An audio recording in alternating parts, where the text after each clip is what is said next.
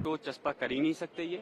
और अगर फोटो चस्पा करेंगे तो इसका मतलब माननीय सर्वोच्च न्यायालय को चैलेंज कर रहे हैं। वसूलियाबी उन लोगों से होनी चाहिए जिन्होंने इस संभल को आग में झोंका है, और संभल में आग में झोंकने का काम सीधा सीधा पुलिस प्रशासन का है। बाहर सिर्फ लोगों ने ये जानना चाहा कि आप सर्वे क्यों कर रहे हो दोबारा से, तो उसके एवज में उनको जवाब जुबान से मिलना चाहिए था, लेकिन लाठियों से मिला और गोली चलाई।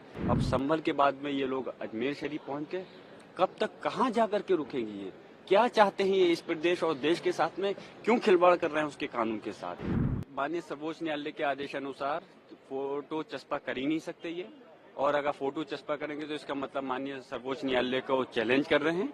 फिर ये मैं वहीं जाकर के इनकी रिट दायर करूंगा। और जहां तक वसूलियाबी की बात है, वसूलियाबी उन लोगों से होनी चाहिए जिन्होंने इस संभल को आग में झोंका है, और संभल में आग में झोंकने का काम सीधा सीधा पुलिस प्रशासन का है।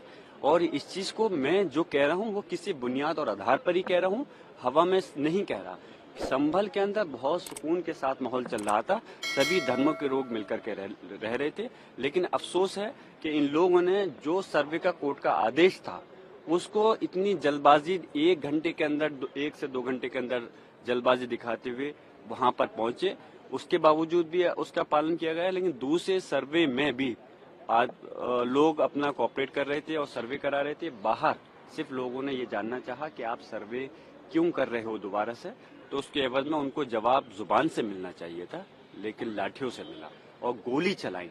तो मैं यही चाहता हूं कि इस प्रकार की घटनाएं, अब संभल के बाद में ये लोग अजमेर शरीफ पहुंच के कब तक कहां जाकर के रुकेंगे? ये क्या चाहते हैं? ये इस प्रदेश और देश के साथ में क्यों खिलवाड़ कर रहे हैं उसके कानून के साथ? माननीय सर्वोच्च न्यायालय को उसमें संज्ञान, मैंने भी रिट दायर कर रहा हूं इस मामले में माननीय सर्वोच्च न्यायालय के अंदर, और मैं ये मांग करता हूं कि इस पे जरूर रोक लगनी चाहिए, जिससे कि हमारे प्रदेश और देश का माहौल और जो एकता है वो कायम रह सके और इसका विकास हो सके। अच्छा, मैं आपसे जानना चाहता हूं, जो ये पुलिस के अधिकारी और प्रशासनिक अधिकारी हैं, आपने ये देखा होगा, इन्होंने कहा था कि हमने गोली नहीं चलाई।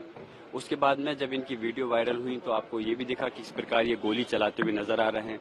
उसके बाद में जब इनके अपने झूठे साबित हो गए तो इन्होंने इसको रुख को मोड़ना चाहा। इन्होंने कहा कि वो जो है आपस की लड़ाई है।